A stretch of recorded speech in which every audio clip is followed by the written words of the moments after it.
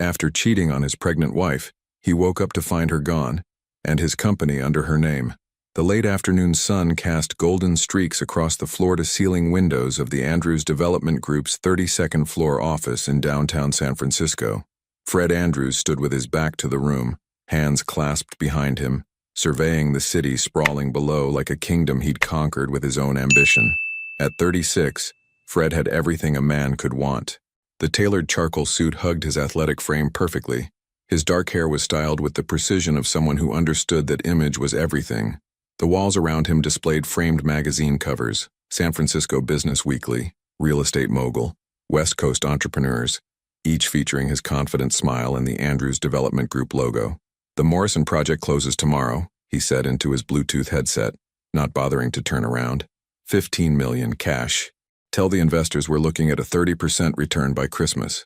But Fred's mind wasn't entirely on business. It hadn't been for months. The soft knock on his office door made him turn.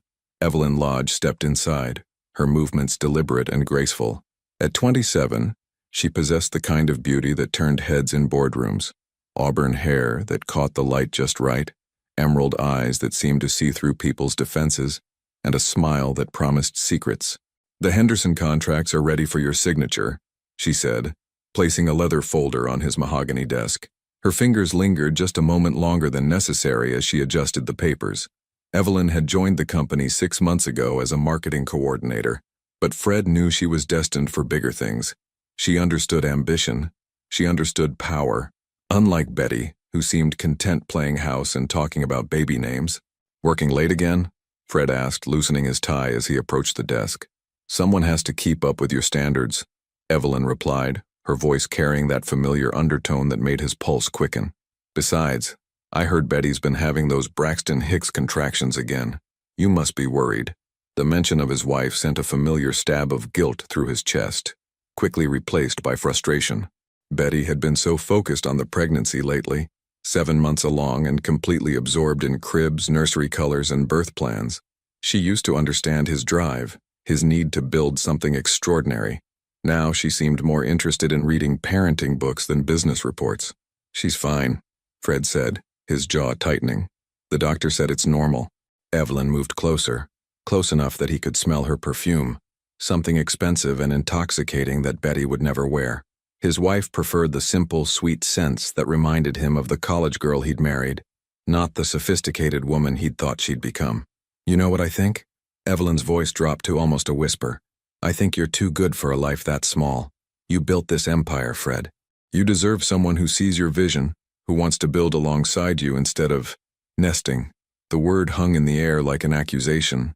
Fred looked at Evelyn's face, saw the admiration there, the hunger that matched his own. When was the last time Betty had looked at him like that? When was the last time she'd asked about his deals, his victories, his plans for expansion? "The Singapore investors want to meet next week," he said, trying to steer the conversation back to safer ground. "I could go with you," Evelyn suggested, stepping even closer. "As your assistant, to take notes, handle logistics. You know I'm good with details." Fred's phone buzzed. A text from Betty. "Dinner's ready. Made your favorite. Pot roast. The baby's been kicking all afternoon. I think she knows her daddy's voice." He stared at the message, feeling the weight of 2 different worlds pressing against each other. In one, Betty waited at home with her swollen ankles and excited chatter about nursery themes. In the other, Evelyn offered something electric, something that felt like the success he'd always craved. "Mr. Andrews?" Evelyn's voice brought him back to the present. "The Singapore trip," he said slowly. "I'll think about it." Evelyn smiled, the kind of smile that promised she always got what she wanted. "I'll clear my schedule, just in case." As she turned to leave, Fred caught himself watching the confident sway of her walk, the way she owned every room she entered. Everything about Evelyn screamed success, ambition, the future he'd dreamed of. His phone buzzed again. Another text from Betty. "Don't forget we have the appointment with Dr. Martinez tomorrow at 2. Can't wait to see our little girl on the ultrasound again." Fred deleted the message without responding.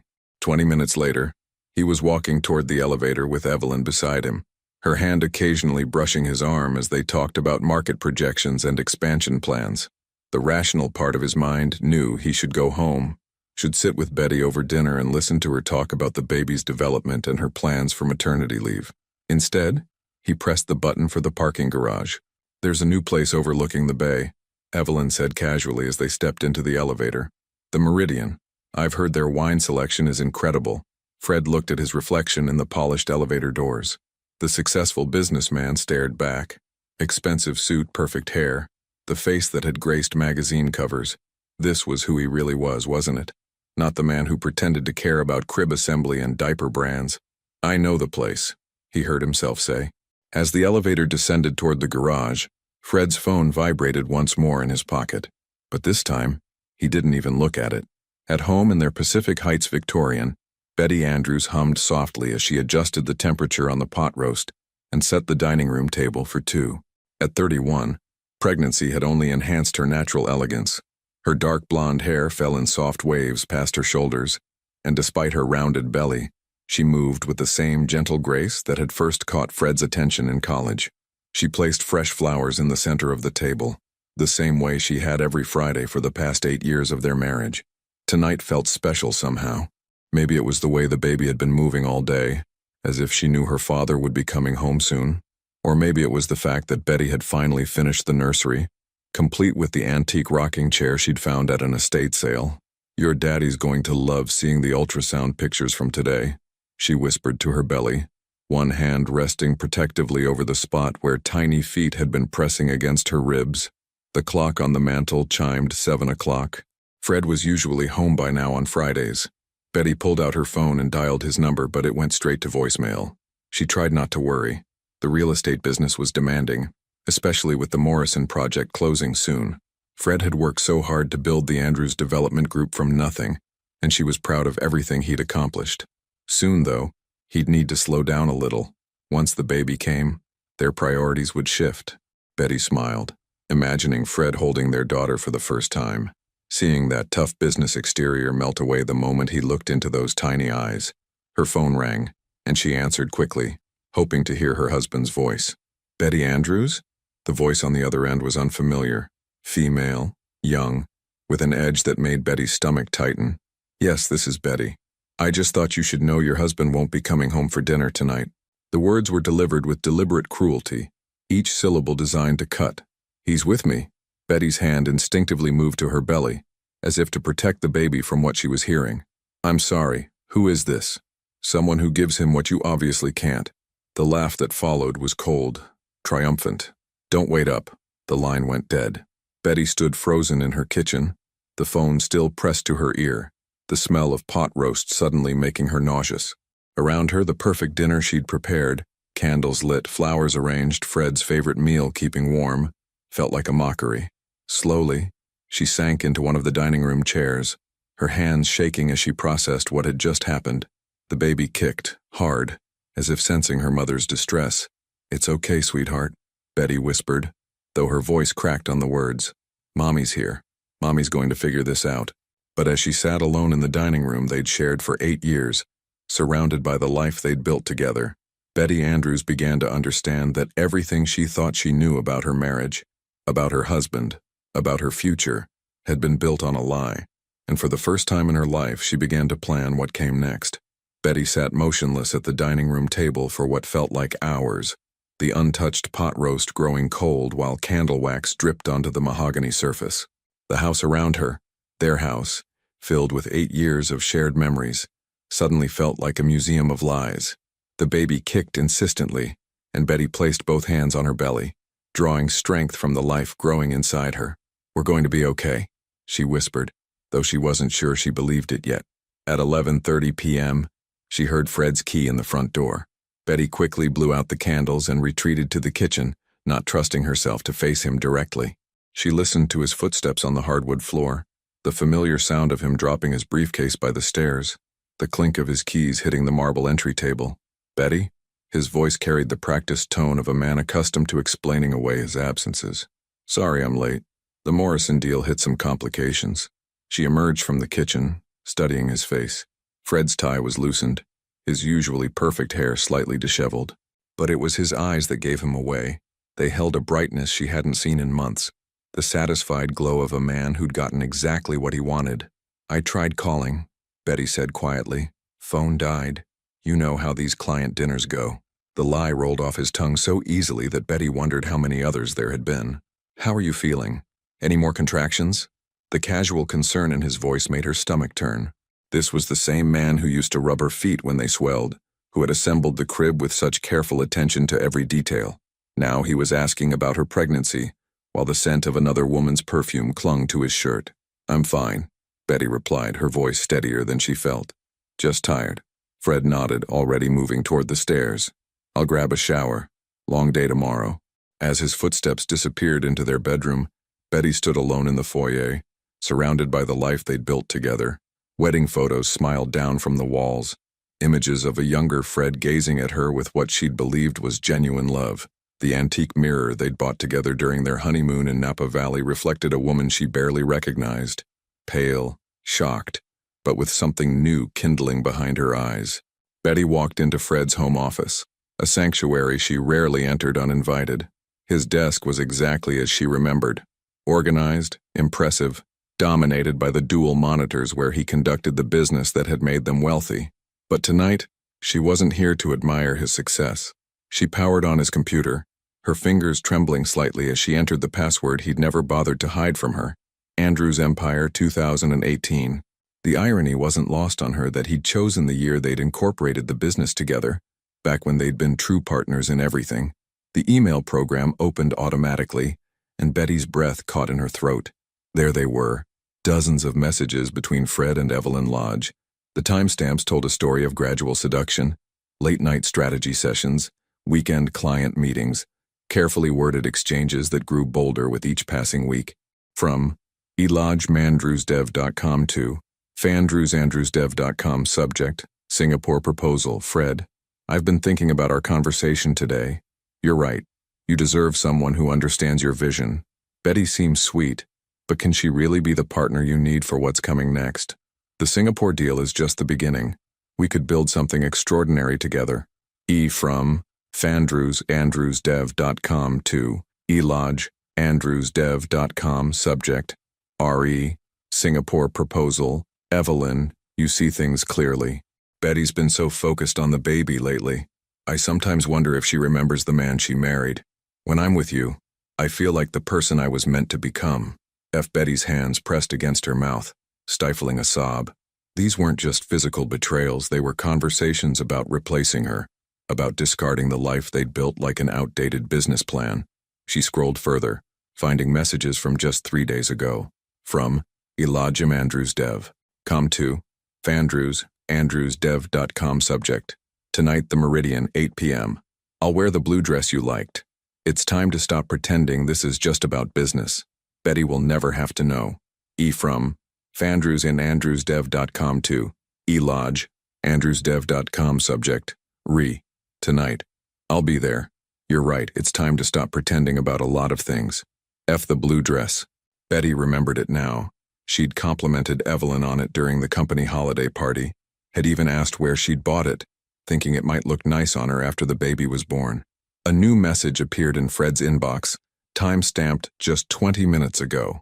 From elodgemandrewsdev.com to fandrewsandrewsdev.com subject. Perfect evening. Thank you for tonight. You're everything I knew you could be when you're not held back. I meant what I said. I want it all with you. The life, the name, the future. She's had her time. Betty's vision blurred with tears, but beneath the pain, something else was crystallizing. Cold, calculating fury. She printed the most damaging emails, her hands moving with surprising steadiness as she fed paper into the machine. Then she opened Fred's financial software. As the co-founder of Andrews Development Group, Betty had been there from the beginning when they'd started the company with a single small renovation project and a shared dream. Her name was still on the original incorporation documents, still held signature authority on most of the major accounts. Fred had been so focused on being the public face of success that he'd never bothered to remove her access to the systems that actually ran the business. Betty studied the account structures, the holding companies, the complex web of assets that comprised their empire, and slowly, a plan began to form.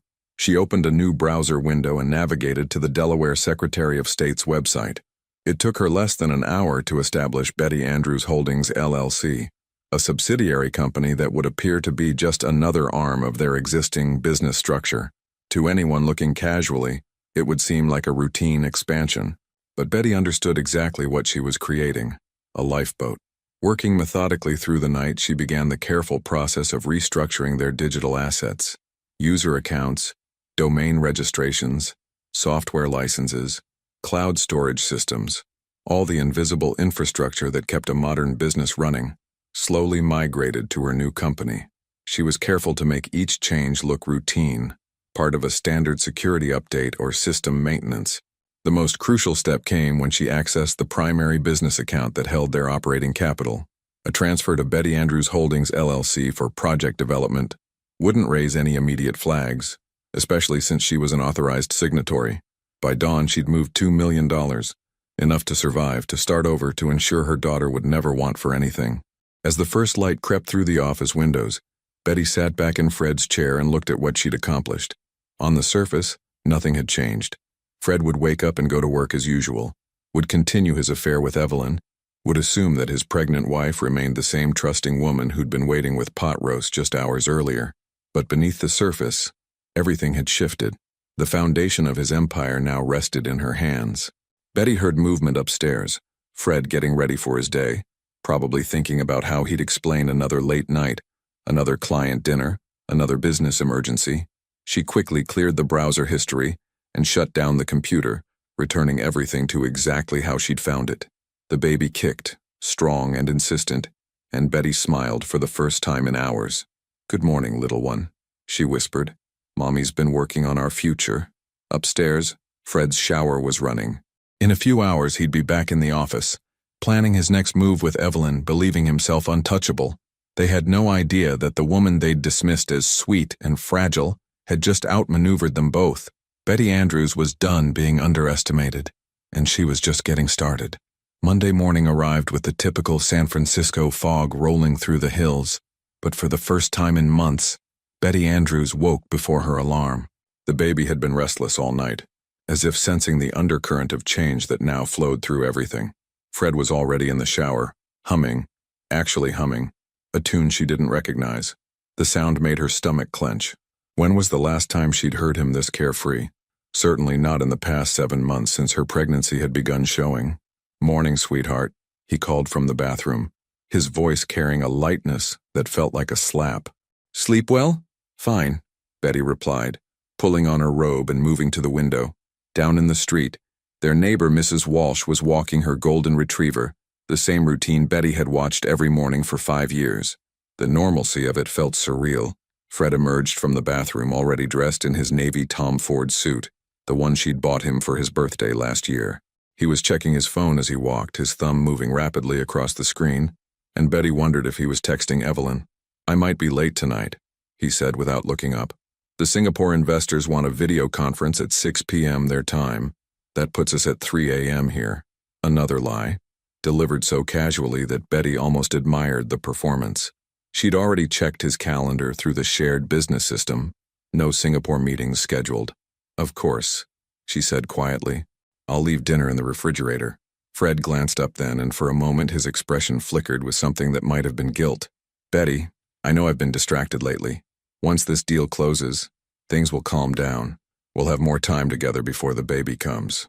The sincerity in his voice was what hurt most. He actually believed his own lies, had convinced himself that his betrayal was just a temporary distraction from their real life together. "I understand," Betty said, and she did. She understood that the man she'd married no longer existed if he ever had. After Fred left, Betty moved through her morning routine with purposeful calm. She made herself breakfast, took her prenatal vitamins, and then opened her laptop to continue the work she'd started over the weekend. The corporate restructuring was proceeding exactly as planned. Betty Andrews Holdings LLC now controlled the digital infrastructure of the Andrews Development Group, though the change was so subtle that it would take a forensic accountant weeks to unravel what she'd done. To anyone glancing at the books, it looked like standard business optimization. Her phone rang, Dr. Martinez's office, reminding her about her appointment that afternoon. The ultrasound appointment Fred had promised to attend, the one he'd probably forgotten in favor of whatever he was planning with Evelyn. Yes, I'll be there at 2, Betty confirmed. Just me today. My husband had an emergency. The words tasted bitter, but they were practice for the conversation she'd need to have soon. At the Andrews Development Group offices, Fred stepped off the elevator with the confident stride of a man who owned the world. The entire 32nd floor buzzed with the energy of a successful company at its peak, and he felt the familiar rush of pride as employees nodded respectfully in his direction. "Good morning, Mr. Andrews," his secretary Janet called from her desk. "Your 10 a.m. with the Morrison team moved to 10:30, and Ms. Lodge wanted to see you when you arrived." The mention of Evelyn's name sent a small thrill through him. After Friday night's dinner at the Meridian, everything had changed. She'd made her intentions crystal clear, and for the first time in months, Fred felt like he could breathe. Evelyn's office was 3 doors down from his, a corner space she'd negotiated when she'd joined the company. Fred had been impressed by her boldness. Most new hires accepted whatever office they were given, but Evelyn had walked into his office on her first day and explained exactly why she needed a space that reflected her ambitions. He knocked softly and entered without waiting for permission. Evelyn looked up from her computer, her smile spreading slowly across her face. She was wearing a black dress that hugged her figure perfectly, her hair styled in loose waves that caught the morning light streaming through her windows. "You look happy," she said, closing her laptop and giving him her full attention. "I had a good weekend," Fred replied, moving to close the door behind him. "Even though you had to go home to—" Evelyn let the sentence hang, but her meaning was clear. Fred's jaw tightened. "Betty's fine. The pregnancy makes her tired, emotional. She's not really herself these days. Or maybe she's exactly herself," Evelyn said softly, standing and moving closer to him. "Maybe this is who she's always been and you're just seeing it clearly now." The words hit exactly where Evelyn intended them to.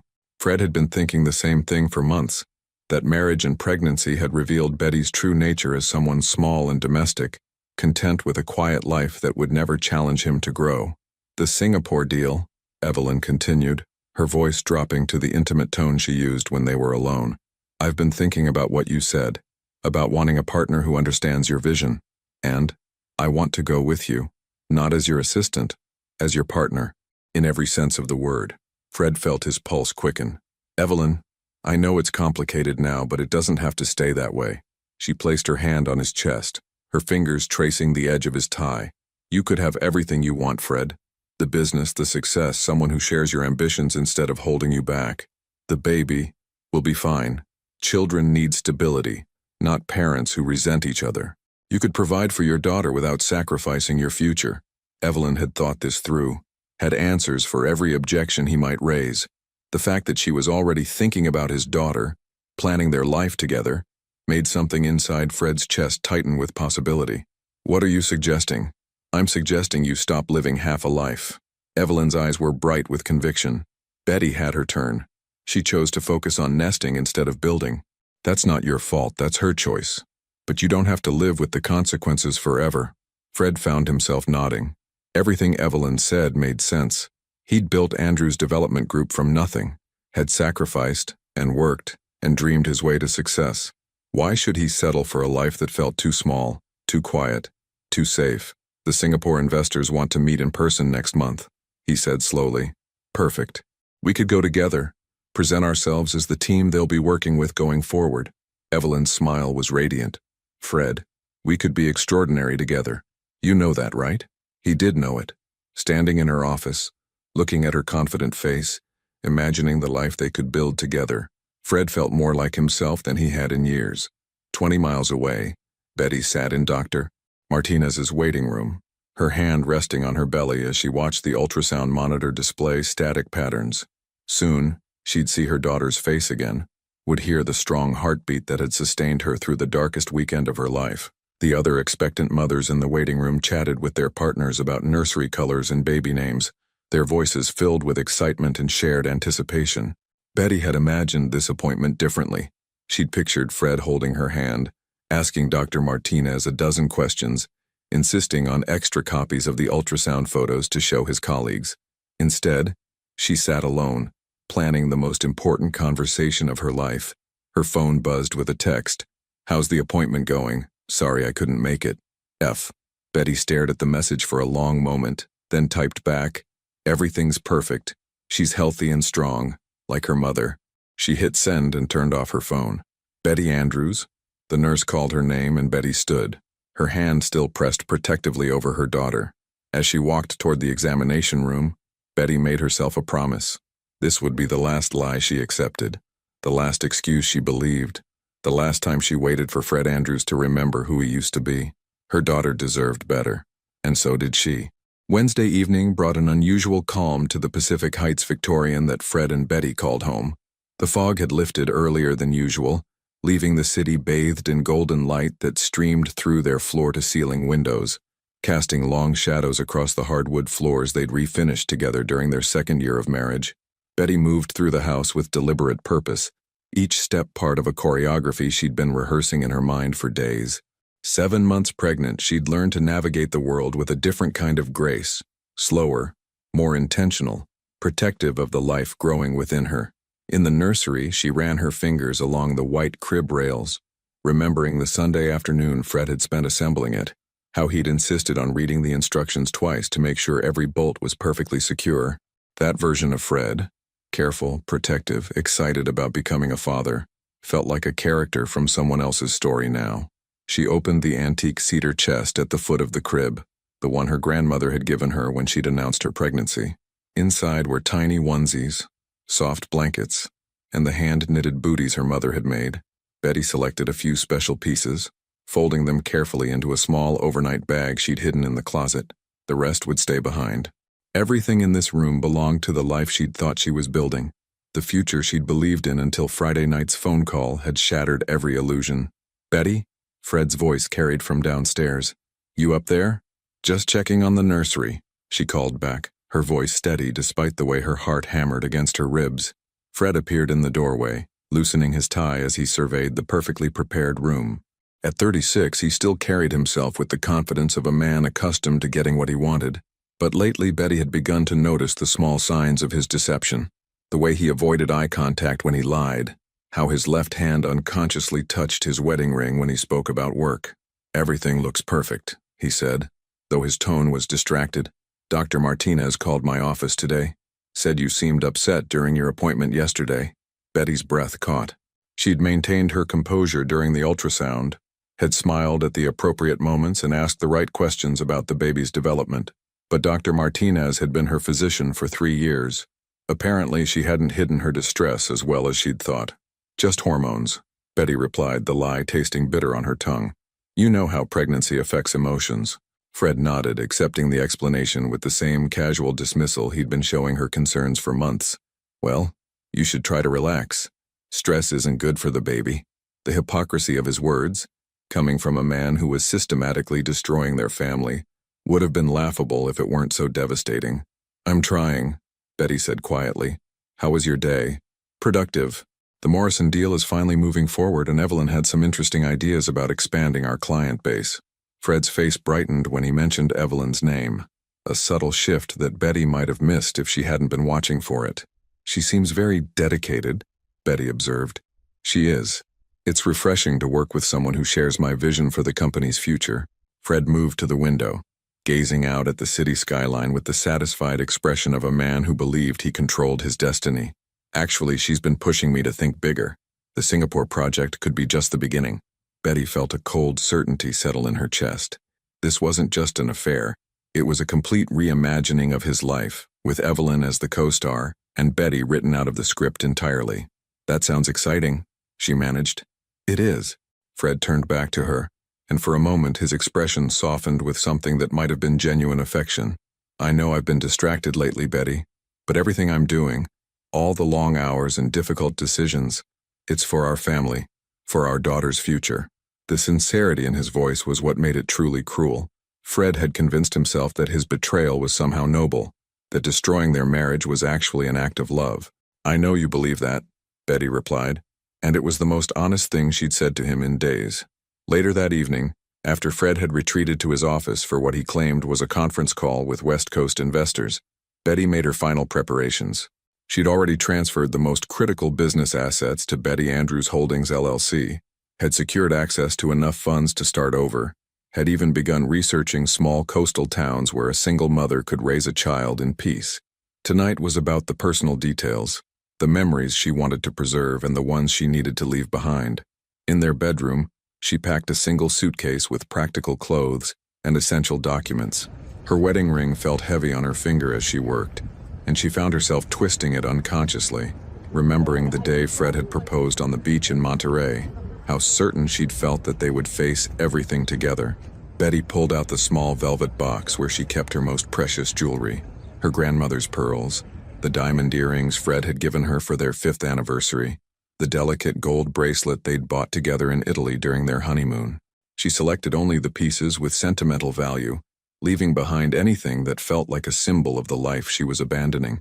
From downstairs, she could hear Fred's voice through his office door, animated and engaged in a way that had become rare in their conversations. She crept closer, listening to fragments of what was clearly not a business call. "Can't wait much longer," Fred was saying. "Betty's getting suspicious, and after the baby comes, it'll be even more complicated." "I know, darling." Evelyn's voice was faint but audible through the phone's speaker. "But we have to be smart about this. The business transition needs to be seamless, and we can't afford any legal complications with the divorce." Betty's hand pressed against the doorframe, her body trembling with a mixture of rage and vindication. They were planning her exit from their life with the same careful attention they'd give to any business merger. "What about custody?" Fred asked. "I don't want to lose access to my daughter. You won't. Betty's too soft to fight dirty, and besides, what judge wouldn't side with the successful businessman over the unemployed housewife?" The casual cruelty of Evelyn's assessment made Betty's vision blur with fury. They saw her as weak, predictable, easily manipulated, a minor obstacle to be managed rather than a person whose life they were destroying. "I love you," Fred said softly, and Betty heard the truth in it. He did love Evelyn, or at least loved the version of himself he became when he was with her. "Soon we won't have to hide anymore." "Soon," Evelyn agreed. "Just a little longer, and we'll have everything we want." Betty backed away from the door, her heart pounding so loudly she was afraid they might hear it. In the kitchen, she poured herself a glass of water with shaking hands, trying to process what she'd just overheard. They weren't just having an affair. They were planning a complete takeover of her life. Evelyn wanted her marriage, her home, her role in the business, even partial custody of her child. And Fred was willing to give it all to her. But as Betty stood in the kitchen she'd designed, surrounded by the life she'd built, a fierce protectiveness rose in her chest. They had underestimated her completely, had dismissed her as a simple obstacle to their happiness. They were about to learn how wrong they were. Betty walked to Fred's office door and knocked softly. "Come in," he called, his voice immediately shifting to the careful tone he used with her now. She opened the door to find him at his desk, papers spread before him and what was obviously a hastily arranged cover story. "I'm going to bed," she said calmly. "Don't stay up too late." Fred looked up with what might have been relief. "Good night, sweetheart. Get some rest." Betty smiled, the expression feeling strange on her face after so many days of carefully controlled neutrality. "I will. Sweet dreams, Fred." As she climbed the stairs to their bedroom, Betty felt a sense of peace settling over her for the first time in weeks. Tomorrow would bring the most difficult conversation of her life, but tonight she knew exactly what she had to do. In 12 hours, Fred Andrews would wake up to discover that his pregnant wife had vanished without a trace, and that everything he thought he owned now belonged to her. Thursday morning arrived with the kind of crisp clarity that only comes after a storm has passed. Betty Andrews stood at the bedroom window, watching the sunrise paint the San Francisco skyline in shades of gold and amber. Knowing it would be the last time she'd see this view as Fred's wife, she'd barely slept, but adrenaline had kept her alert and focused. The suitcase sat hidden in the walk-in closet, packed with everything she'd need for the first few weeks of her new life. On the nightstand, her phone displayed 17 missed calls from her mother, but Betty couldn't face that conversation yet. Soon enough, everyone would know what Fred had done. Beside her, Fred slept deeply, his face peaceful in a way that made Betty's chest ache with the memory of who he used to be, or who she'd thought he was. In sleep, he looked like the man who had held her hand during their first ultrasound, who had cried when they'd found out they were having a daughter, who had promised to love and protect them both forever. But promises, Betty had learned, were just words when spoken by someone who had already decided to break them. She moved quietly through her morning routine. Shower, prenatal vitamins, a light breakfast she could barely taste. Fred stirred as she dressed, his internal clock as precise as always. "Morning," he mumbled, reaching for his phone before his eyes were fully open. The gesture was so automatic, so telling, that Betty almost laughed. Even his first conscious thought was about staying connected to his other life. "Good morning," Betty replied, her voice steady despite the way her heart hammered against her ribs. "Coffee's ready downstairs." Fred sat up, running his hands through his hair as he checked his messages. Betty watched his face brighten as he read what was obviously a text from Evelyn, saw the small smile that curved his lips as he typed a response. "Big day today," he said, still focused on his phone. "The Morrison contracts should be finalized, and we're having dinner with some potential investors tonight." Another lie, delivered with the casual ease of someone who no longer bothered to make them believable. Betty wondered if he would take Evelyn to the same restaurant where he'd proposed, if they would toast their future while his pregnant wife waited at home for a husband who would never return. "That sounds important," Betty said quietly. "It is. This could change everything for us." Fred finally looked at her, his expression brightening with what might have been genuine enthusiasm. "For our family's future." The irony of his words was staggering. He was planning to destroy their family while convincing himself he was securing its future. Betty had always known Fred was capable of self-deception, but she'd never understood the extent of it until now. "I hope it goes well," she said, and meant it. She hoped Fred got exactly what he deserved. After Fred left for the office, Betty stood alone in the foyer, surrounded by 8 years of shared history. Wedding photos smiled down from the walls, vacation souvenirs cluttered the side tables, and everywhere she looked were reminders of the life they'd built together. The life Fred was so eager to trade for something that sparkled brighter in the moment.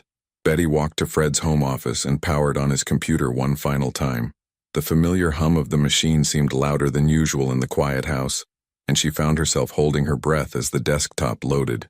She opened the corporate banking system and initiated the final transfers she'd been planning.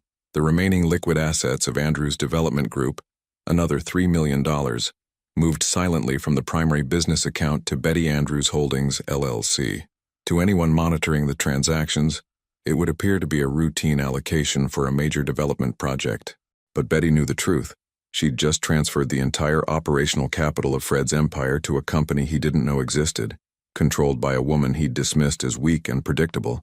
Next, she accessed the digital asset management system and transferred the remaining business licenses, software subscriptions, and cloud storage accounts to her new company.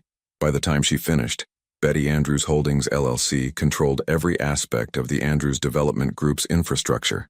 On paper, Fred was still the CEO of a successful real estate empire. In reality, he was now the figurehead of an empty shell that existed only in his imagination. Betty's final task was the most difficult. She opened a new document and began typing. "Fred, by the time you read this, I'll be gone. Not because I'm weak, as you and Evelyn believe, but because I'm finally strong enough to stop accepting less than I deserve. I know about the affair. I know about your plans to divorce me and take custody of our daughter. I know you think I'm too soft to fight back, too trusting to see what's been happening right in front of me. You're wrong. While you were planning your new life with Evelyn, I was protecting the future of our child, the business you think you own, the accounts you believe are under your control, the empire you built with my partnership and support. It's gone, Fred. All of it. Betty Andrews Holdings LLC now controls every asset, every account, every digital component of what used to be Andrews Development Group. Your name might still be on the door, but your signature no longer moves a single dollar. I'm not doing this for revenge. I'm doing this because our daughter deserves a mother who won't let anyone, not even her father, treat her family as disposable. You chose Evelyn. Now live with that choice. Don't look for us. Don't call, don't text, don't show up wherever you think we might be. When you're ready to have an adult conversation about custody and support, on my terms, you can contact me through the law firm of Brennan & Associates. They're expecting your call. You wanted everything, Fred. I hope it's enough. Betty P.S. Evelyn was right about one thing. You do deserve someone who shares your vision. I hope you're both very happy together. Betty printed the letter and placed it on Fred's pillow, where he would find it when he came home expecting dinner and domesticity and the comfortable lie of his double life. Then she picked up her suitcase, took one last look at the nursery she'd prepared with such hope, and walked out of the Pacific Heights Victorian forever. At 2:47 p.m., Fred's phone began ringing in his corner office. The display showed First National Business Banking, and he answered with the distracted tone of a man whose attention was divided between multiple conversations. "Mr. Andrews?" This is Janet Holbrook from your business banking division. We need to discuss some unusual activity on your primary operating account. Fred's blood went cold. What kind of activity? Large transfers over the past several days. The account balance is currently showing $0.14. The phone nearly slipped from Fred's hand. That's impossible. There should be over $5 million in that account. Sir, I'm showing transfers to an entity called Betty Andrews Holdings LLC. The amounts total approximately $5.2 million. According to our records, these transfers were authorized by your co-signatory. Fred's vision blurred. Betty was a co-signatory on the business accounts. Had been since they'd founded the company together. But she'd never touched the business finances. She barely looked at the monthly statements. Had always trusted him to handle the money while she focused on design and client relations. Get me everything, Fred said, his voice barely above a whisper. Every transfer, every authorization, every digital signature, and find out what the hell Betty Andrews Holdings LLC is. Of course, Mr. Andrews. I'll have a full report within the hour. Fred hung up and immediately called home. Betty's phone went straight to voicemail, her voice cheerful and familiar as she asked him to leave a message. He called again, and again. By 4 p.m., Fred was speeding through the San Francisco traffic, his hands gripping the steering wheel so tightly his knuckles had gone white. Evelyn had called twice, but he'd ignored her. Right now, nothing mattered except getting home and finding out what had happened to his money, to his business, to his life, to everything he'd worked for. The house was silent when he burst through the front door, calling Betty's name into the empty rooms. Her car was gone from the garage. Her clothes were missing from the closet.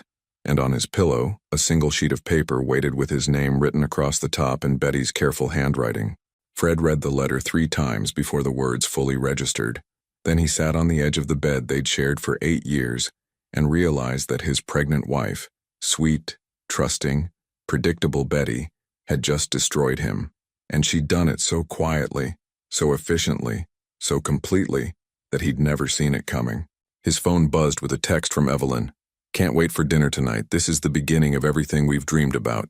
Fred stared at the message, then at the letter in his hands, then at the empty house around him.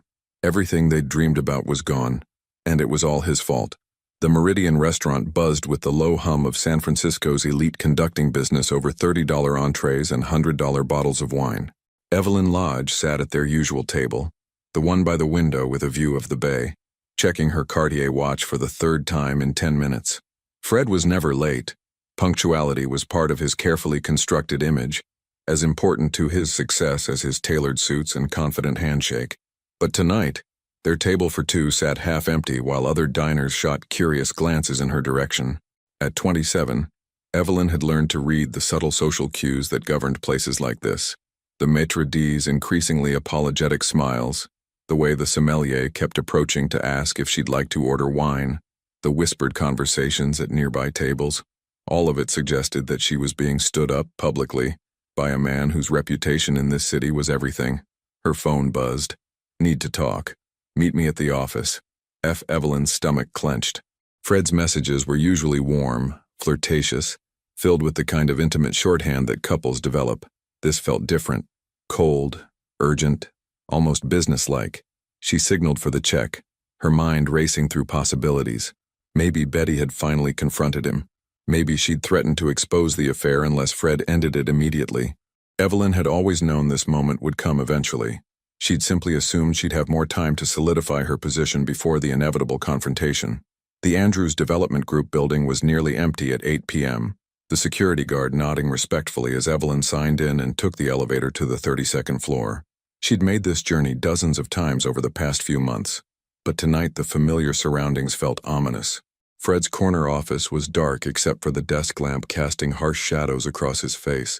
He sat slumped in his chair, staring at a stack of papers spread before him like evidence at a crime scene.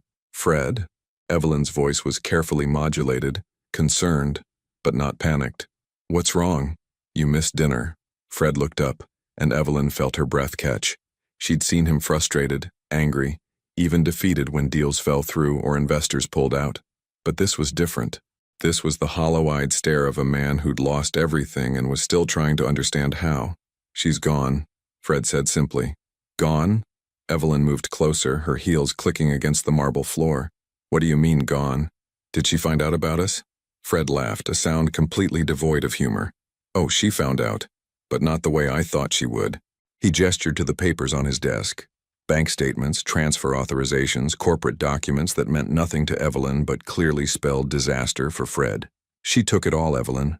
Every dollar, every asset, every piece of digital infrastructure that makes this company run. Fred's voice was flat, emotionless, as if he were reporting the weather.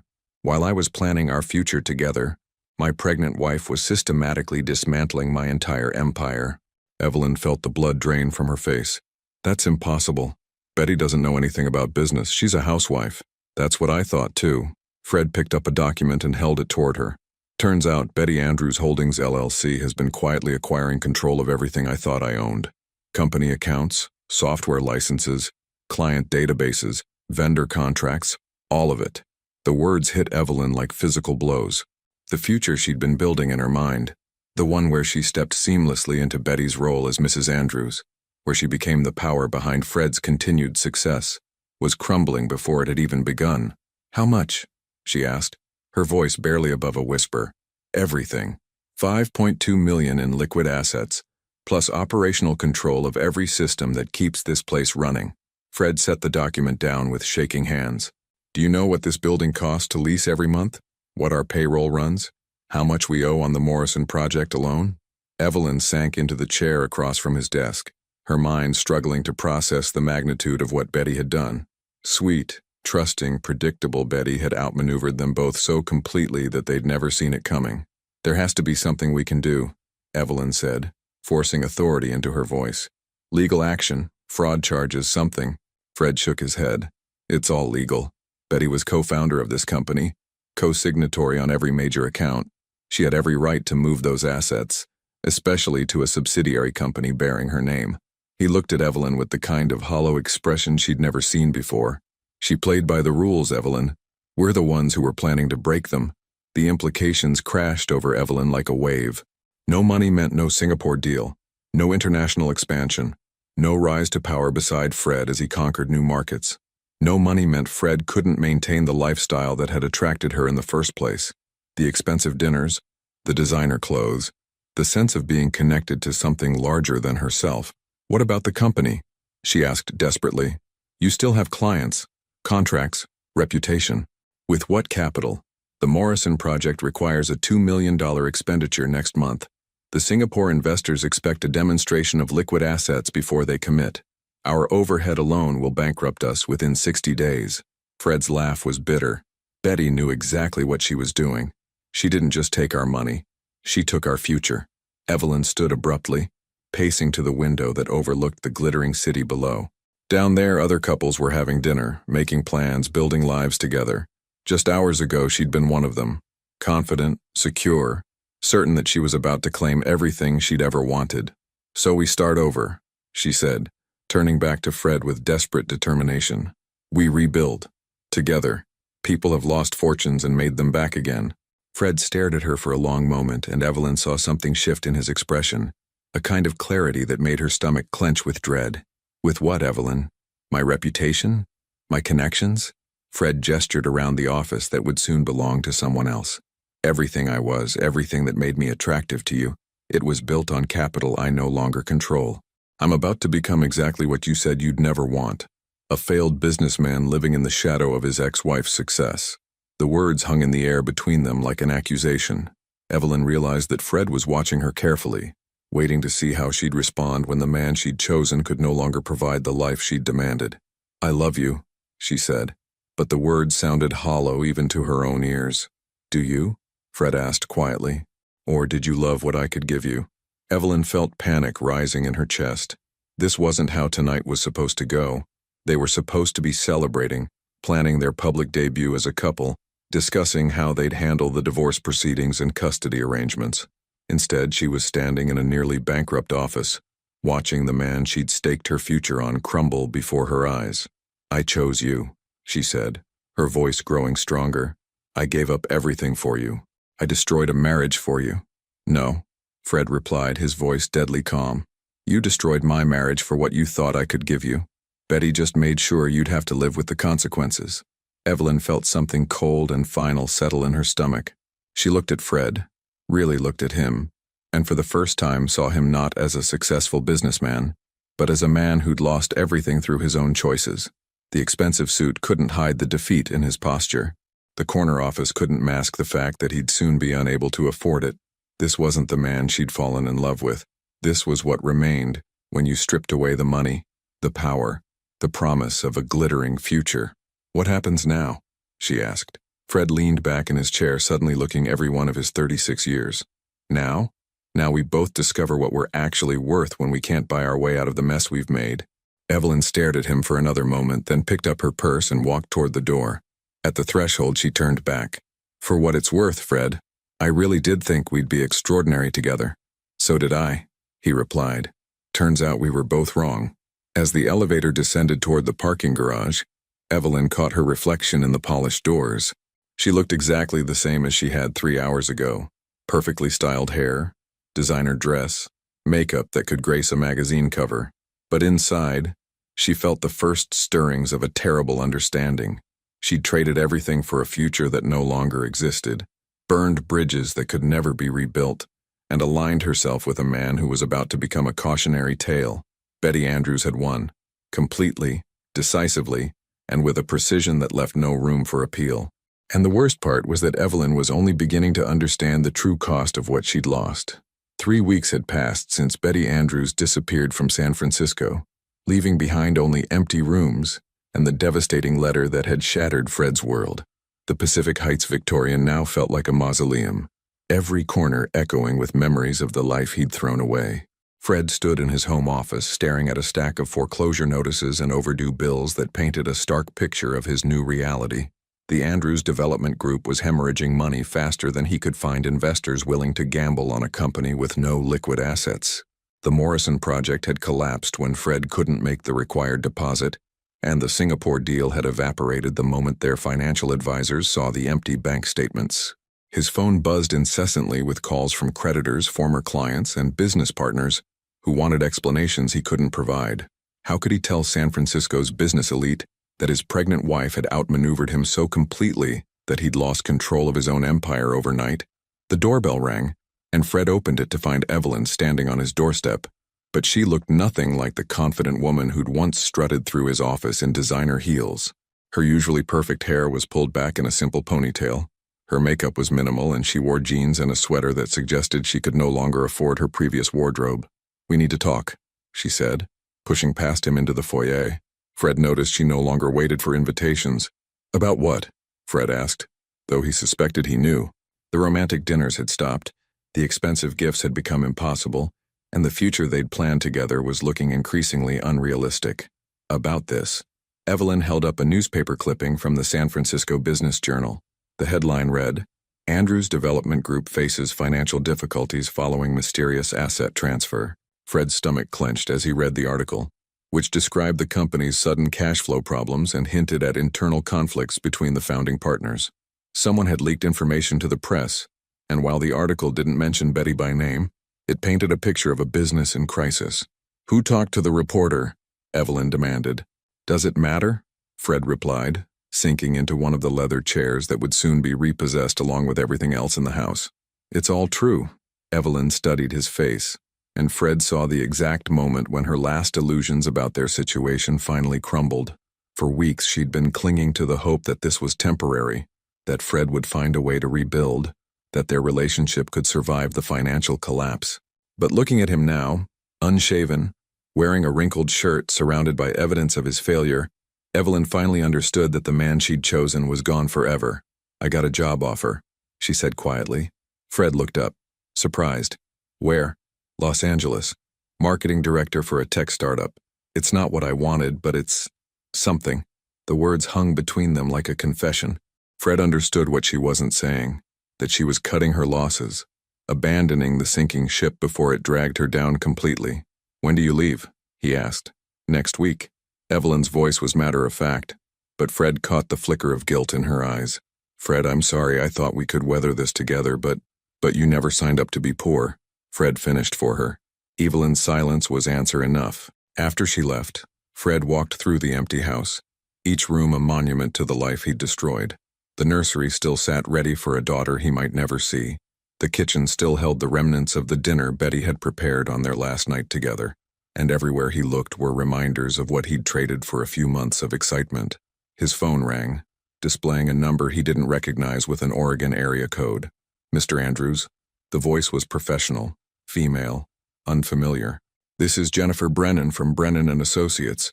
I represent your wife in matters relating to your separation." Fred's heart hammered against his ribs. Is the baby okay?" "Both mother and child are healthy and safe. Mrs. Andrews asked me to contact you regarding visitation arrangements for your daughter." "She had the baby?" Fred's voice cracked on the words. 3 days ago. A healthy girl, 7 pounds, 2 ounces. Mrs. Andrews named her Hope. Hope. Fred closed his eyes, remembering the list of names they'd discussed during happier times. How Betty had always favored names that carried positive meanings. Even in the depths of his betrayal, she'd chosen to focus on the future rather than the past. "Can I see her? Can I see them?" "Mrs. Andrews is willing to discuss supervised visitation, provided you meet certain conditions." "What conditions?" "First, you'll need to establish stable housing and employment. Second, you'll submit to a psychological evaluation to assess your fitness as a parent. Third, all visits will be supervised by a court-appointed guardian until Mrs. Andrews feels comfortable with independent visitation." Fred felt the full weight of how completely Betty had anticipated every aspect of his response. She'd prepared for this conversation, had legal representation, had established conditions that protected both herself and their daughter while still allowing him to be a father. "And child support?" Fred asked, dreading the answer. "Given your current financial situation, Mrs. Andrews is not seeking monetary support at this time. She believes it's more important for you to stabilize your own life before taking on additional financial obligations." Even in her victory, Betty was being more generous than he deserved. Fred understood that she could have demanded support payments that would have pushed him into bankruptcy, could have made his life infinitely more difficult. Instead, she was giving him space to rebuild while protecting their daughter from the chaos he'd created. 2,000 miles away, in a small coastal cottage in Cannon Beach, Oregon, Betty Andrews sat in a rocking chair by the window, cradling her newborn daughter as the Pacific Ocean stretched endlessly toward the horizon. Hope slept peacefully against her mother's chest, tiny fingers curled around Betty's thumb, completely unaware of the complicated circumstances that had brought them to this quiet sanctuary. The cottage was modest. 2 bedrooms, a small kitchen, a living room with a fireplace that crackled softly in the evening chill. It was nothing like the Pacific Heights mansion, but it felt more like home than anywhere Betty had lived in years. Through Betty Andrews Holdings, LLC, she'd quietly purchased the property with cash, establishing it as her daughter's birthright, a place where Hope could grow up surrounded by natural beauty rather than the artificial pressures of city success. Betty's phone sat silent on the side table. She'd turned off all social media, had given her new address only to her lawyer and her doctor, had effectively vanished from the world that had known her as Fred Andrews' wife. Here she was simply Betty, a single mother starting over with nothing but her intelligence, her determination, and the fierce love she felt for the child in her arms. The doorbell rang, and Betty opened it to find a delivery driver holding a large bouquet of wildflowers and a small wrapped package. "Delivery for Betty Andrews," the young man said cheerfully. Betty accepted the items with curiosity. The card attached to the flowers read, "Welcome to the neighborhood. From your friends at the Cannon Beach Community Center." The package contained a hand-knitted baby blanket in soft yellow wool, with a note, "For little Hope, from the ladies of the Tuesday Knitting Circle. We heard you might need some local friends." Betty felt tears prick her eyes. In San Francisco, she'd been surrounded by acquaintances who knew her only as Fred's wife, people who valued her for her connections rather than her character. Here, strangers were welcoming her simply because she was a new mother who needed support. As she settled back into the rocking chair with Hope, Betty reflected on the journey that had brought them here. 3 months ago, she'd been living a lie, married to a man who saw her as an obstacle to his ambitions. Now she was raising her daughter in truth, building a life based on authentic connections rather than social climbing. Her laptop chimed with an email notification. Betty opened it to find a message from a local real estate developer who'd heard about her background and wanted to discuss a potential partnership on a sustainable housing project for young families. Betty smiled, looking down at Hope's peaceful face. She'd thought her business career was over when she'd left Fred, but it seemed the skills that had helped her build Andrews Development Group were in demand even in a small coastal town. "What do you think, little one?" Betty whispered to her daughter. Should Mommy help build homes for other families who want to start fresh? Hope stirred in her sleep, making the soft sounds that Betty had already learned meant contentment and security. It was all the answer she needed. Outside, the Oregon coast stretched toward tomorrow, vast with possibility and unencumbered by the mistakes of yesterday. Betty Andrews had lost a husband, a marriage, and a life she'd thought she wanted. But she'd gained something infinitely more valuable, the chance to build something real, something honest, something worthy of the daughter who would carry her strength into the future. And for the first time in months, that felt like more than enough. 6 months after Hope's birth, the autumn rain fell steadily on Cannon Beach, creating silver streams down the windows of Betty's cottage as she worked at her kitchen table, laptop open, baby monitor crackling softly beside her. Hope napped peacefully in the nursery she'd painted a soft sage green, walls decorated with watercolor seascapes from local artists who'd become friends rather than business contacts. Betty had just finished reviewing architectural plans for a private residence in nearby Lincoln City, one of several projects that had come her way through word-of-mouth recommendations. Her consulting business, Andrews Design Solutions, was growing steadily as coastal communities discovered her talent for creating beautiful, practical homes that respected both their environments and their budgets. Her phone buzzed with a call from Jennifer Brennan, her attorney in Portland. "Betty, I have an update on Fred's situation," Jennifer said without preamble. "He's requested a modification to the visitation schedule." Betty set down her coffee cup, her stomach tightening with familiar anxiety. Even from 2,000 miles away, Fred's problems had a way of intruding on the peace she'd built. "What kind of modification?" "He wants to increase visits from supervised monthly meetings to unsupervised weekend custody." Jennifer's tone was carefully neutral. "He's submitted documentation showing stable employment and housing." Betty walked to the window, watching the waves crash against the rocks below. She'd known this day would come eventually, had prepared herself for the moment when Fred would want more access to their daughter. But the thought of Hope spending unsupervised time with a man who'd proven himself capable of such profound deception still made her chest tight with protective fear. "What kind of employment?" Betty asked. "He's working as a junior sales associate at a residential real estate firm in San Mateo. Modest salary, but steady. He's renting a 2-bedroom apartment in the same area. Nothing fancy, but clean and suitable for a child." The image of Fred as a junior anything was difficult to reconcile with the man who'd once commanded boardrooms and closed million-dollar deals.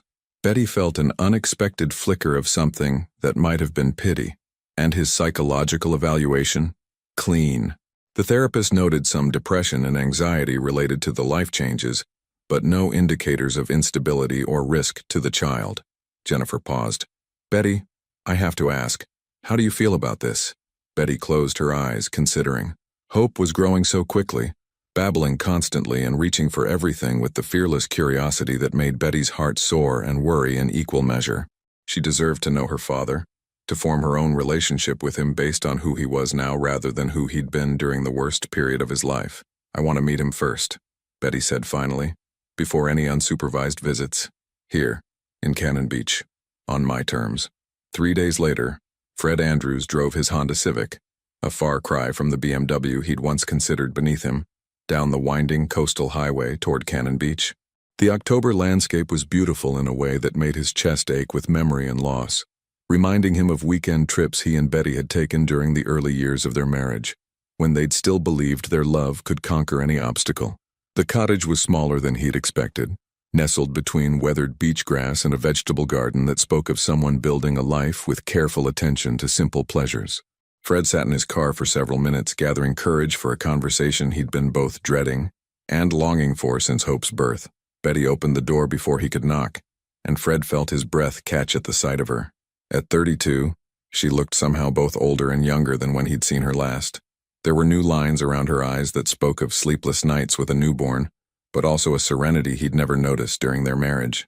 Her hair was longer, her clothes simpler, and she radiated the kind of quiet confidence that came from knowing exactly who you were. "Hello, Fred," she said, her voice calm but cautious. "Betty." Fred felt suddenly awkward, uncertain how to greet the woman who'd been his wife for 8 years and was now essentially a stranger. "You look good. Motherhood suits you. Thank you. Come in. She's napping, but she should wake up soon." Fred followed Betty into the cottage, taking in the cozy living room with its overstuffed furniture and bookshelves lined with parenting guides and local history. Everything about the space spoke of someone building a genuine home rather than staging an impressive display. "Can I get you coffee? I remember how you take it," Betty offered, and Fred was surprised by the small kindness. "That would be nice." They sat across from each other at a small wooden table, the silence stretching between them like a bridge neither was sure how to cross. Fred studied Betty's face, searching for traces of the woman he'd dismissed as weak and predictable, and finding instead someone who seemed utterly self-possessed. "She's beautiful," Fred said finally, nodding toward a framed photo of Hope on the side table. "She has your eyes, and your stubborn chin," Betty replied, and Fred caught the ghost of a smile. "She's sleeping through the night now mostly, very alert during the day. I think she's going to be curious about everything." Fred felt a stab of pain at all the moments he'd already missed. First smiles, first sounds, the gradual awakening of personality that every parent treasured. His choices had cost him not just money and reputation, but irreplaceable time with his daughter. "Betty, Fred began, then stopped, unsure how to apologize for something so enormous it defied words. "Don't," Betty said quietly. "I didn't ask you here for apologies. I asked you here because Hope deserves to know her father, and I need to see who you are now, before I trust you with her." The directness of her words was both merciful and devastating. Betty wasn't interested in relitigating the past or hearing him grovel for forgiveness. She was focused entirely on their daughter's well-being, approaching even this conversation with the same strategic thinking that had allowed her to outmaneuver him so completely. "Who am I now?" Fred repeated the question, considering it seriously. "I'm someone who lost everything because I confused success with happiness, money with worth. I'm someone learning to live with the consequences of my choices." "And Evelyn?" Fred's jaw tightened. "Gone. To Los Angeles, then to a job in Denver when that didn't work out. I haven't heard from her in 3 months." Betty nodded, unsurprised. She was never built for the long haul. "No," Fred agreed. She wanted the victory, not the relationship. When there was nothing left to win, she lost interest. A soft cry came through the baby monitor, and Betty stood immediately, her entire demeanor shifting to protective alertness. "She's awake. Would you like to meet your daughter?" Fred's throat constricted with emotion. More than anything. Betty disappeared down the hallway, and Fred could hear her soft voice through the monitor, cooing nonsense words and making the gentle sounds that seemed to come naturally to mothers. When she returned, she carried a bundle of pink blankets that stirred with tiny movements. "Hope," Betty said softly, settling back into her chair. "There's someone here who wants to meet you." Fred leaned forward, getting his first clear look at the daughter he'd helped create but had never held. Hope was perfect. Tiny fingers that grasped at air, dark hair that stuck up in impossible cowlicks, and eyes that seemed to take in everything with serious concentration. "Can I?" Fred began. Betty hesitated for only a moment, then carefully transferred Hope into Fred's arms. The weight of her was startling, substantial enough to feel real but fragile enough to make him afraid of moving too quickly. Hope studied his face with the intense gaze that babies use to catalog their world, and Fred felt something fundamental shift inside his chest. This wasn't about him or Betty or the mess they'd made of their marriage. This was about a completely innocent person who deserved the best they could both give her. "Hi there, Hope," Fred whispered, his voice rough with unshed tears. "I'm your daddy. I'm sorry I wasn't here when you were born, but I'm here now." Betty watched the interaction with careful eyes, and Fred understood that this was a test, not of his parenting skills, which were non-existent, but of his capacity to put their daughter's needs above his own desires. "She likes it when you talk to her," Betty said quietly. "She's very social for 6 months old." For the next hour, Fred held his daughter while Betty told him about Hope's routines, her preferences, the little personality quirks that were already emerging. It was the most important education of his life, and he absorbed every detail with a focus he'd once reserved for million-dollar deals. When Hope began to fuss, Betty gently reclaimed her for feeding, and Fred felt the loss like a physical ache. "I want to be a good father to her," Fred said as they walked toward the door. "I know I have no right to ask for your trust, but I'm asking anyway." Betty studied his face for a long moment. "Trust is earned, Fred. Slowly, consistently, over time. If you're serious about being in Hope's life, you'll have to prove it through actions, not words." "I understand. Weekend visits can start next month. Supervised for the first few times, then we'll see." Betty's voice was businesslike, but not unkind. "There are conditions. Of course. No girlfriends around Hope until you've been in a committed relationship for at least a year.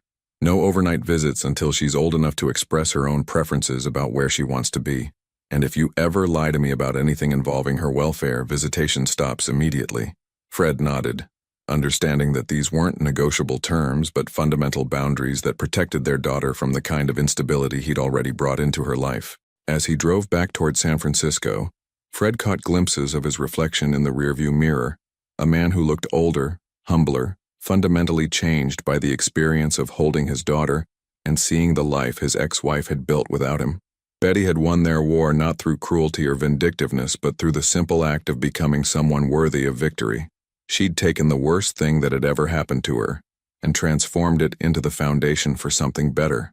Fred could only hope he was capable of the same transformation, because Hope Andrews deserved a father who was worthy of her trust. And for the first time in his life, Fred understood that being worthy was going to require him to become someone completely different from the man he'd always been. 18 months after Hope's birth, the spring morning in Cannon Beach carried the kind of crisp promise that made Betty grateful for every difficult decision that had brought her to this moment.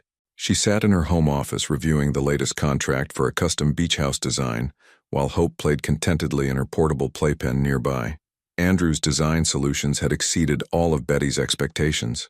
What had started as a necessity, finding a way to support herself and Hope, had blossomed into a thriving consultancy. Clients drove up from California and down from Seattle specifically to work with the architect who created homes that felt like sanctuaries rather than showpieces. Betty glanced at Hope, who was now taking wobbly steps around the living room with the determined concentration of a toddler discovering the world. At 18 months, Hope was curious about everything, babbling constantly, and radiating the confidence that came from being completely secure in her mother's love. Her phone buzzed with a text from Fred. "Looking forward to this weekend. Hope's first overnight stay at my place. I know you're nervous, but I promise I'm ready." Betty stared at the message, her protective instincts warring with her recognition that Hope was old enough for extended visits with her father. Over the past year, Fred had proven himself reliable in ways that still surprised her, showing up early for every scheduled visit, following her guidelines without complaint, and demonstrating genuine growth as a parent. But an overnight visit felt like crossing a threshold she wasn't sure she was ready for. 300 miles south, in his modest two-bedroom apartment in San Mateo, Fred was meticulously preparing for Hope's first overnight stay. The spare bedroom had been transformed into a nursery, with careful attention to every detail Betty had specified: blackout curtains for better sleep, a humidifier for the dry California air, and the specific brand of organic baby food that Hope preferred. Fred had spent the past week reading parenting books and watching YouTube videos about toddler development, approaching fatherhood with the same methodical intensity he'd once applied to business deals. But this time, the stakes weren't measured in dollars. They were measured in his daughter's well-being and his ex-wife's trust. His co-worker, Jamie Reeves, knocked on the apartment door carrying a bag of groceries and a bottle of wine. "Thought you might need moral support," Jamie said, surveying Fred's spotless apartment with amusement. "You know she's 18 months old, right? She's not going to inspect your baseboards." Fred managed a nervous laugh. Jamie was one of the few people who knew the full story of his fall from grace, and her friendship had become one of the unexpected gifts of his humbler life. At 42, Jamie was a single mother of two who worked in real estate by necessity rather than ambition, and she'd taught Fred more about practical parenting in 6 months than he'd learned from any book. "I just want everything to be perfect," Fred said, checking the safety latches on the kitchen cabinets for the third time. "Betty's trusting me with the most important thing in her life. I can't mess this up." "You won't," Jamie said firmly. "Fred, I've watched you with Hope during your visits. You're a natural father when you stop overthinking everything." Fred appreciated Jamie's confidence, but he understood the weight of responsibility in ways he'd never grasped during his marriage to Betty. Back then, he'd assumed parenting would be something that came naturally when the time was right. Now he knew that every moment with Hope was a privilege that had to be earned through consistency, patience, and genuine care. That evening, Betty made the drive to San Mateo with Hope sleeping peacefully in her car seat. The familiar anxiety of Northern California traffic was offset by her curiosity about the life Fred had built since losing everything. She'd heard about his apartment, his job, his careful routine, but she'd never seen the physical evidence of his transformation. Fred's apartment complex was nothing like the Pacific Heights Victorian they'd shared. Modest, middle class, the kind of place where young families saved money for down payments on houses they hoped to buy someday. Fred met them in the parking lot, his relief at seeing them both evident in his smile. "How was the drive?" he asked, carefully lifting Hope from her car seat. She went to him easily now, her initial wariness replaced by genuine affection for the father who'd proven himself through months of consistent presence. Long but peaceful, she slept most of the way. Betty gathered Hope's overnight bag, noting the way Fred instinctively adjusted his hold when Hope squirmed. "You sure you're ready for this?" "As ready as anyone can be for their first solo parenting experience," Fred replied, and Betty heard both nervousness and determination in his voice. Inside the apartment, Betty was struck by how completely Fred had embraced his new circumstances. The furniture was simple but carefully chosen, the walls decorated with photos of Hope rather than business achievements. It felt like a home rather than a temporary stopping point, and Betty realized that Fred had truly accepted this life rather than treating it as something to escape. "Her bedtime routine is in the folder," Betty said, going through the checklist they'd developed together. "And my number is programmed into your phone under emergency. Betty, don't hesitate to call if anything feels wrong." "I won't," Fred promised. "Betty, thank you for trusting me with this." Betty looked at her ex-husband, really looked at him, and saw someone she barely recognized from their marriage. The arrogance was gone, replaced by humility. The impatience had transformed into careful attention. The man who'd once dismissed her concerns now listened to every word with the focus of someone who understood that other people's wisdom was more valuable than his own assumptions. "She's your daughter too," Betty said simply. "She deserves to know both her parents." After Betty left, Fred spent the evening playing blocks with Hope, reading her favorite picture books, and marveling at how completely her presence transformed his quiet apartment into something that felt alive and purposeful. During Hope's bath time, she splashed enthusiastically while babbling in the complex language that toddlers use to explain their understanding of the world. Fred found himself laughing more than he had in months, reminded of how joy could be found in the simplest moments when shared with someone you loved unconditionally. "Dada," Hope said clearly as Fred lifted her from the tub, and his heart stopped. It was the first time she'd called him anything other than his name, and Fred realized that this was the moment he'd been working toward since that first supervised visit. Not just being present in Hope's life, but being recognized as her father in the way that mattered most. "That's right, sweetheart," Fred whispered, wrapping her in a soft towel. "I'm your Dada." As he rocked Hope to sleep in the small nursery, Fred thought about the man he'd been 2 years ago, focused on deals that seemed important but ultimately meant nothing, pursuing a relationship that had been built on shared selfishness rather than genuine love, taking for granted the one person who'd actually supported his dreams. That man had lost everything because he'd confused having with being, possession with love, success with worth. This man, sitting in a modest apartment holding his daughter as she drifted off to sleep, had so much less in terms of money and status, but he also had something the previous version of himself had never possessed: the knowledge that he was exactly where he belonged, doing exactly what mattered most. Betty had given him more than a second chance with Hope. She'd given him the opportunity to discover who he really was when stripped of everything he'd thought defined him. And for the first time since his world had collapsed, Fred felt genuinely grateful for the lesson. Outside, San Mateo settled into the quiet rhythms of a Thursday night. People coming home from ordinary jobs to ordinary lives that were extraordinary in their simple authenticity. Fred had once looked down on this kind of existence, had seen it as settling for less than what was possible. Now he understood that this was what he'd been searching for all along: a life built on truth rather than pretense, love rather than ambition, and the daily choice to be worthy of the trust placed in him. It had taken losing everything to learn what actually mattered. But as Hope's breathing settled into the deep rhythm of sleep, Fred realized that the education had been worth the price. 2 years later, on a warm October afternoon in Cannon Beach, Betty Andrews sat in her home office reviewing architectural plans for a private residential project in nearby Lincoln City. The cottage had grown into something that perfectly reflected her new life, comfortable, purposeful, and entirely her own. Hope, now 3.5, played quietly in the living room with her blocks, occasionally calling out observations about the tower she was building. At nearly 4, she was becoming her own person, curious, confident, and blessed with the kind of emotional security that came from being truly wanted and protected. Betty's consulting business, Andrew's Design Solutions, had grown steadily over the past 2 years. Word had spread among Oregon's coastal communities about the architect who created beautiful, practical homes that respected both their environments and their budgets. She worked selectively, choosing projects that aligned with her values rather than chasing every lucrative opportunity. The irony wasn't lost on her that she was more financially successful now, working independently, than she'd ever been as Fred's business partner. Her clients valued her expertise and paid fair rates for quality work, and Betty had learned to price her services according to their worth rather than accepting whatever was offered. "Mama, look," Hope called out, holding up a perfectly balanced tower of blocks. "It won't fall down."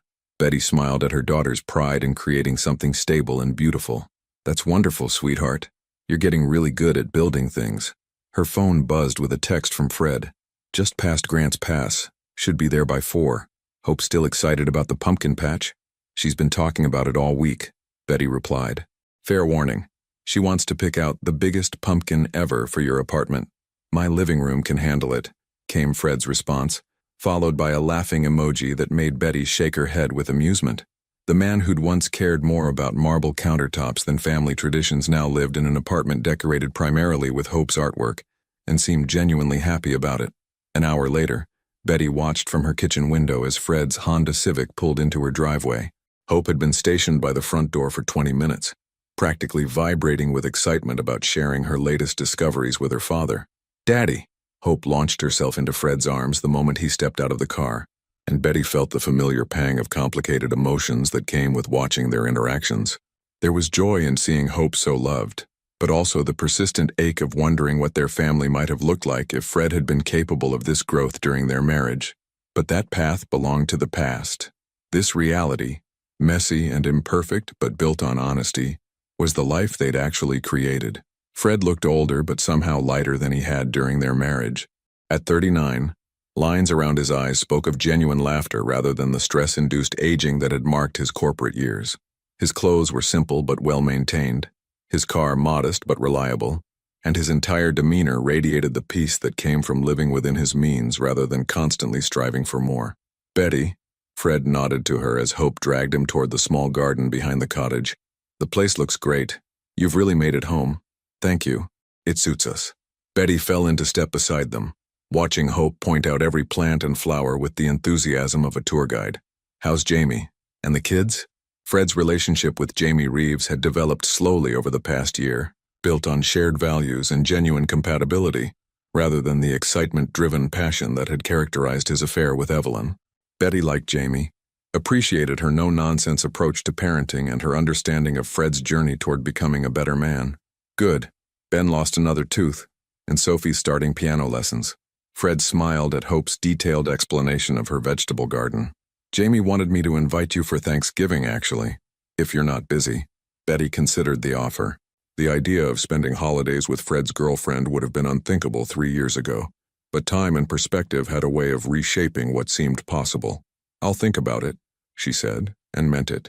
They spent the afternoon at the local pumpkin farm, Hope insisting on carrying more than her small arms could manage, while both parents shadowed her with the protective alertness that came from loving someone completely. The simple pleasure of watching their daughter's excitement over choosing the perfect pumpkin reminded Betty how much joy could be found in ordinary moments when shared with people who mattered. As evening approached, they returned to Betty's cottage for dinner, a routine they'd developed that gave Hope consistent family time while maintaining the boundaries that kept everyone comfortable. "I have news," Fred said as they cleaned up after Hope's enthusiastic consumption of spaghetti and homemade bread. "I'm being promoted to senior associate at the firm, and Jamie and I are talking about buying a house together." Betty paused in wiping down the counter, processing what Fred's stability meant for all of them. "That's wonderful, Fred. Really. It means I can finally start paying child support. I know you said you didn't need it, but Hope is my responsibility too." "We can discuss it," Betty replied, touched by Fred's insistence on contributing even when she'd made it clear she could provide for Hope independently. "Maybe put it in a college fund instead." Fred nodded, understanding that Betty's financial independence wasn't something she would compromise, but that planning for Hope's future was a responsibility they could share. Later, as Hope played with blocks in the living room, Betty and Fred sat on the cottage's small deck, watching the sunset paint the Pacific in shades of gold and crimson. Do you ever wonder what would have happened if I hadn't been such an idiot? Fred asked quietly. Betty considered the question seriously.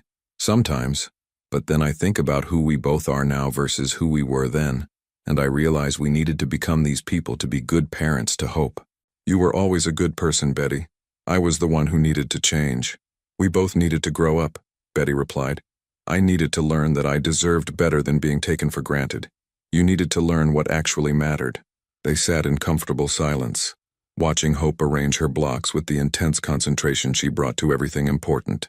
At 3.5, she was becoming someone remarkable, kind but not naive, confident but not entitled, curious about everything, and fearless in her explorations. She's going to be extraordinary, Fred said. She already is. As the stars began to appear over the Pacific, Betty reflected on the journey that had brought them to this moment. 3 years ago, she'd been a woman defined primarily by her relationship to others, Fred's wife, Hope's mother, a supporting character in other people's stories. Now she was Betty Andrews, successful independent architect, confident single mother, woman who'd rebuilt her life on her own terms and found peace in simplicity rather than complexity. She'd learned that strength wasn't about never falling down. It was about getting back up with wisdom gained from the fall. Fred had traveled his own path from entitled success to earned humility, discovering that being a father was more important than being important, that love given freely was more valuable than affection purchased with status symbols. And Evelyn? Betty occasionally wondered about the woman who'd helped destroy her marriage while trying to steal her life. The last she'd heard, through mutual acquaintances, Evelyn was working for a marketing firm in Denver, still chasing success in terms of salary and title rather than satisfaction and purpose. Some people, Betty had learned, never figured out the difference between winning and being worthy of victory. Time for this little one to get ready for bed, Betty announced, as Hope's yawns became more frequent than her words. The bedtime routine was a carefully choreographed dance they'd perfected over months of practice. Fred reading stories while Betty supervised bath time, both parents taking turns with lullabies and final hugs. As Hope drifted off to sleep, she mumbled the words that had become her nightly ritual. Love you, Mama. Love you, Daddy. See you in dreams. Fred stood in the doorway for a moment longer, watching his daughter sleep with the expression of a man who understood exactly how lucky he was to be trusted with something so precious.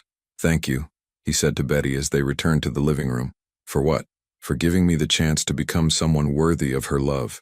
Betty looked at the man who'd once broken her heart so completely she'd thought it might never heal, and felt only peace. They hadn't found their way back to each other. That story had ended with betrayal and disappointment, but they'd found something more valuable, a way to be the parents Hope deserved, regardless of the mistakes that had brought them to this point. We both earned our second chances, Fred, Betty said. The question is what we do with them. As Fred prepared to leave for his hotel in town, Betty stood on her front porch, breathing in the salt air and listening to the eternal rhythm of waves against rocks. Tomorrow would bring new design projects, new opportunities to create beautiful spaces for families who appreciated craftsmanship over ostentation. But tonight, in the cottage she'd bought with her own money and decorated with her own taste, with her daughter sleeping peacefully down the hall and a thriving business that brought her both financial security and personal satisfaction, Betty Andrews felt the deep contentment that came from a life lived authentically. She'd learned that happiness wasn't about avoiding pain. It was about transforming pain into wisdom, betrayal into strength, endings into beginnings. Success wasn't measured in magazine covers or social status, but in the quiet satisfaction of work well done and love freely given. And as the Oregon coast settled into night around her, Betty smiled at the understanding that sometimes the best revenge was simply living well. Hope would grow up knowing that her mother had faced the worst thing that could happen to a marriage and had chosen to build something better rather than remaining bitter. That lesson alone was worth every difficult moment that had brought them here. The waves continued their eternal conversation with the shore, and Betty Andrews, survivor, architect, mother, went inside to plan tomorrow's possibilities. 5 years later, on Hope's 8th birthday, the Oregon morning arrived with the kind of crystalline clarity that made everything seem possible. Betty Andrews stood in her kitchen, decorating a homemade cake while Hope sat at the breakfast table, carefully writing invitations to her party in the deliberate handwriting of a second grader who took pride in every letter. "Mama, should I invite Daddy's girlfriend, Jamie?" Hope asked, looking up from her stack of colorful paper. "She makes really good cookies." Betty smiled at her daughter's matter-of-fact acceptance of their blended family structure. At 8, Hope moved effortlessly between her two homes, secure in the knowledge that she was loved and wanted by both parents, even if they lived separate lives. "Of course, sweetheart. Jamie is part of our family now." Hope nodded seriously and returned to her writing. Betty watched her daughter work, marveling at the confident, kind person Hope was becoming. There was no anxiety in her about divorced parents, no confusion about where she belonged. She simply accepted love wherever it was offered and gave it back freely.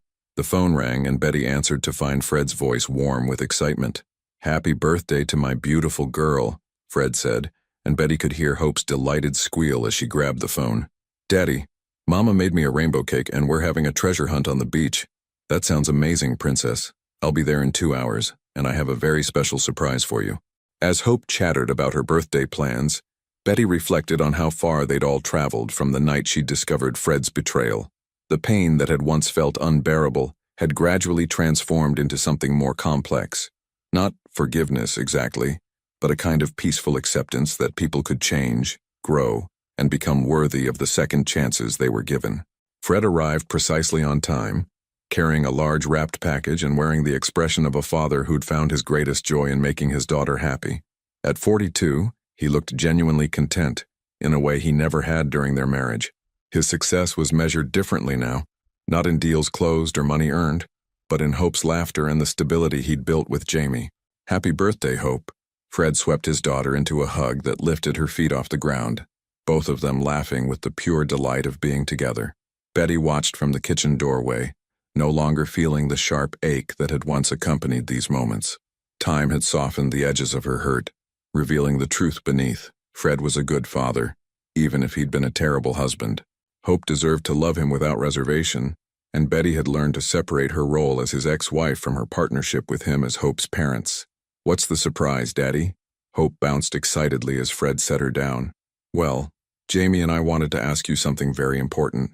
Fred's voice carried a nervous excitement that made Betty look up from where she was arranging party supplies. "How would you feel about being a big sister?" Hope's eyes went wide. "You're having a baby?" "We are, in about 6 months. And we were hoping you might want to help us pick out names." Hope let out a shriek of excitement that could probably be heard 3 houses away, launching herself back into Fred's arms. Betty felt a complex mix of emotions: happiness for Hope, who'd always wanted siblings, and a strange sense of completion. Fred had found his way to the life that actually suited him, built on genuine love rather than status and ambition. "Can I tell everyone at my party?" Hope demanded. "Of course you can, Princess." As the party unfolded on the beach behind Betty's cottage, she watched Hope move between her friends with the confidence of a child who knew herself to be completely loved. The treasure hunt led to a collection of shells and sea glass. The rainbow cake was devoured with appropriate enthusiasm, and parents she'd come to consider genuine friends shared stories and laughter while keeping watchful eyes on their children. Jamie arrived in the afternoon, her pregnancy just beginning to show, and Hope immediately appointed herself guardian of the baby. Betty found herself genuinely liking the woman who'd helped Fred become a better version of himself, practical, kind, and refreshingly free of the drama that had characterized his relationship with Evelyn. "Thank you," Jamie said quietly as they cleaned up wrapping paper, "for raising such an incredible daughter, and for being so gracious about letting Fred be part of her life." Hope needed her father, Betty replied simply, and Fred needed the chance to prove he could be worthy of her love. As the sun began to set, painting the Pacific in shades of gold and rose, the last guests departed with promises to see Hope at school on Monday.